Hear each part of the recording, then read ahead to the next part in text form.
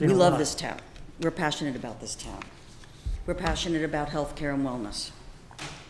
I am very legal cannabis industry experienced. I used to be a corporate and securities lawyer. Then I was an investment manager for various industries. But then I was a lender at Citizens Bank to healthcare companies. And for the first time, I realized that my investments were helping people and saving lives. That's how we feel about cannabis, about legal cannabis, not just what's sold in a medical store or what's called a medical dispensary. The top two reasons that people use cannabis wherever they purchase it, however they get it, are one, anxiety and sleep, and two, for other medical conditions. So there is this myth that medical is really separate from adult use. My wife is vegan and organic. She's a Division I swimmer, personal trainer, and she trains Ironmen. She is pro-cannabis for health and wellness reasons. I'm a manager of an investment fund in cannabis. It's not appropriate for Vermont. Vermont is made for locals.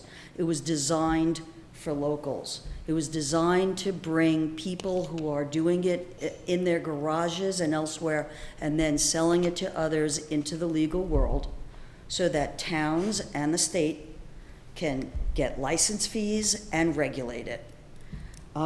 So I just want to give you a couple of just clarifications first.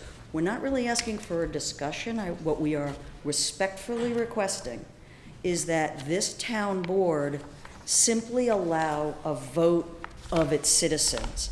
This town board cannot legally opt in, so please don't de facto opt out by not allowing that vote. We could, I'm sure, very easily, with many people here's help, very quickly get a petition to force the board in the town in 45 days. We don't want to do that. We want to work with the town. I'm a former lawyer. I want to help this town actually regulate this, and I can help with the ordinances. What led us to this? I don't have to tell you how many states, but I want you to know that adult use cannabis sales in Vermont will be heavily regulated. They already are by statute, and more regulations are coming. The town can get increased revenues from license fees, tax collections, impact fees, or voluntary donations. Local license fees, if this town opts in to have its own cannabis commission board, you can then have your own cannabis license fees that are supposed to be designed to defray any cost to the town. But we want to benefit the town. We want to benefit the town with a dispensary that would be health and wellness and not just cannabis. We want to give jobs with a living wage and benefits. We want to increase consumer traffic for Ludlow businesses that exist and attracting new businesses. We want to use local contractors to retrofit an existing property into a high-security retail store, not in the middle of town. Not in the middle of town. This state, this town, I believe, has an opioid issue. What people don't realize is that legal cannabis can actually help aid the fight against the opioid epidemic. We need to educate people. We're proposing that there be a vote by the town. It could be November 2nd with your regular election, and then hopefully it costs you nothing. If there is a cost, then that's a matter we could discuss. We would defray that cost. But the point is that we can actually get the town to monitor what is coming through and regulate it, and then not lose out to other towns and cities and regions that have already opted in. I do want to point to you a map that you all have, and just to others here. 29 cities in Vermont have voted yes. 4 have voted no. And it's not the town board voting, it's the citizens voting. And there's 3 more coming up. Right now, we're in the middle of an emptiness. However, every major road coming from other places is going through a location that is already opting in or looks like they're about to opt in.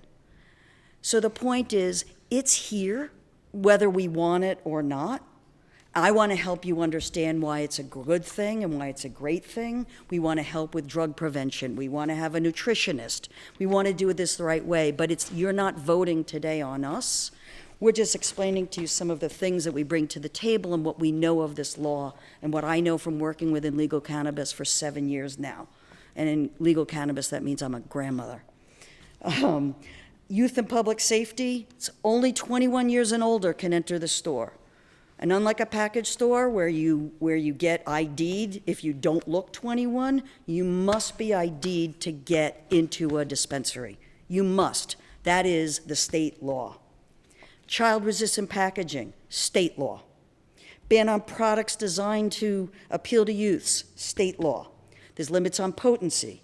There's bans on flavors in oil vapes. There's bans on products missing cannabis and alcohol or nicotine. There must be ingredient labels. What is it? What's the strain? What's the length of time for potency? And very, very importantly, legal cannabis, and Vermont did this also, mandatory testing for all legal cannabis sales. Gets tested by an independent Vermont lab. It's going to be tested for potency, contaminants, and quality. And I can tell you that's not happening with illegal, illicit cannabis right now.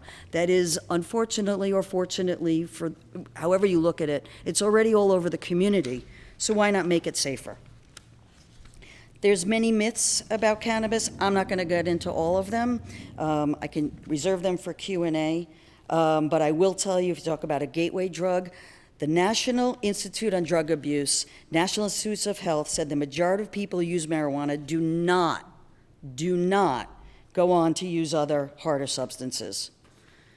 Deaths, cigarettes, 480,000 a year. Alcohol, 95,000 a year. Prescription opioids, 70,000 a year. Cannabis, zero. Zero.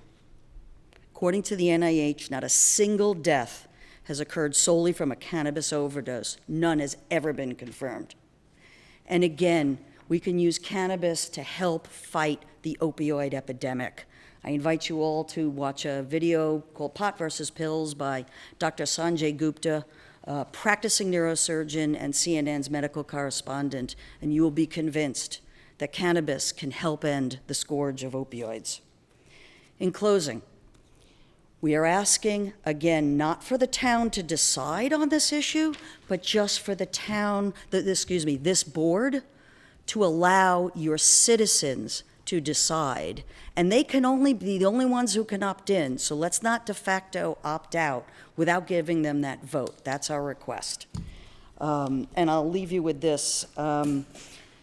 Select board member at Rutland said after they decided to have the ballot, there's been plenty of experience from our neighbors now down in Massachusetts and up in Maine. We know that retail establishments don't bring out the worst in everybody like everybody feared. So please, let's bring health and wellness the right way into this town. Let's regulate it and let's benefit from it. Please. Thank you for listening.